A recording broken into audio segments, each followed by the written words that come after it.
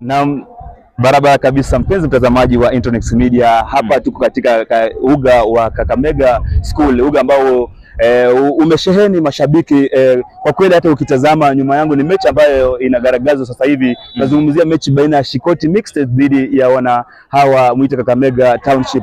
Na niko na mwenzangu presenter ashotokea upande ya Musi. Na kuaje kakangu? Iko vula kabisa.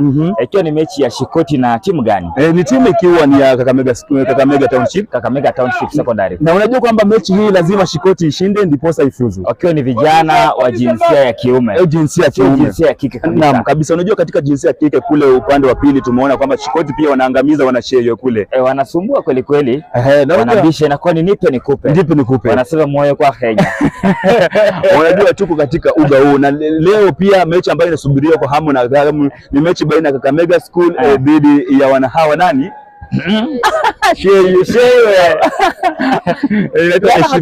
Shibeye. Mechi ambayo itakuwa inafuata. Naam, itakuwa mechi babu kubwa zaidi. Itakuwa ni mechi mzito kabisa. Na ukitazama kule nyuma yangu unaona kwamba ni mechi babu kubwa. Leo kabisa. Tuko hapa ni siku ya day 2 siku ya pili kabisa. Na tukitoka hapa mpaka tena weekend ijayo. Na hivyo basi tunaniambia kwamba endelea kutazama Intronext Media kwa matokeo yote kwa mtandao wangu wa Facebook niite Alfred Chiteri kabisa. Kwako presenter Aston K, kijana wa Ingoma siku zote never disappoint. Nyuma ya kamera amekuwa Sereti Media. Sereti Media safi.